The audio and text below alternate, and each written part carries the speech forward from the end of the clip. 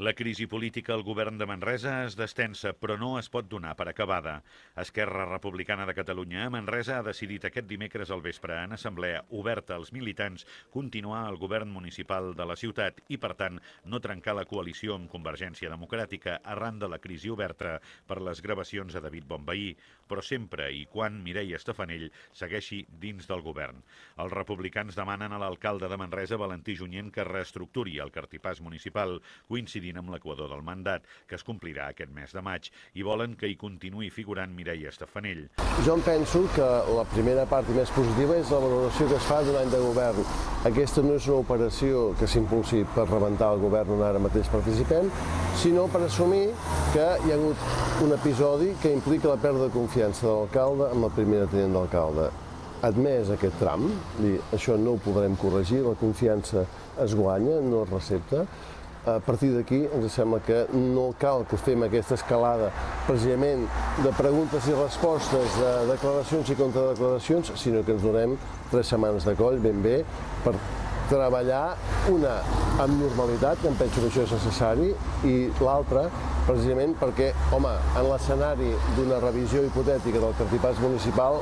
puguem participar-hi, els dos partits, lògicament, amb ganes de trobar un encaix a totes les parts. I no hi ha més, aquesta és la proposta que fa Esquerra Republicana. Em penso que és prou oberta com perquè ens hi puguem asseure i continuar treballant. De fet, Esquerra ha acordat mantenir la confiança política en la regidora i han anunciat que continuarà com a presidenta del grup municipal. El president d'Esquerra Republicana de Catalunya a Manresa manifesta que des del partit han entès la pèrdua de confiança de l'alcalde envers Estefanell, però que no es pot deixar de comptar amb ella. La Mireia Estefanell, l'Assemblea la ratifica com a presidenta del grup municipal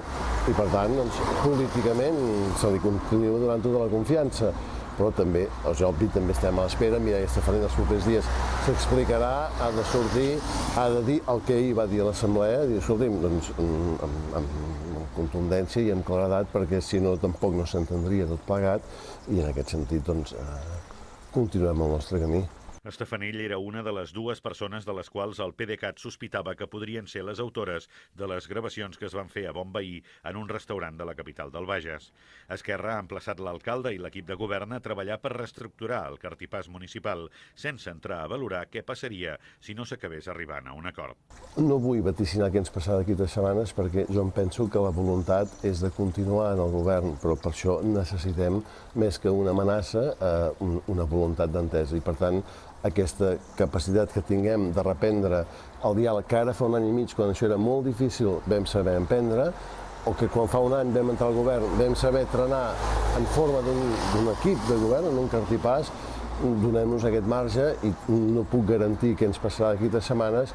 però, malgrat tot, amb aquell optimisme moderat que acostumo a gastar, jo voldria creure que encara hi ha marge. Fondevila creu que en les properes setmanes, fins a l'equador del mandat, hi ha temps per poder avaluar amb serenitat la reformulació de l'equip de govern.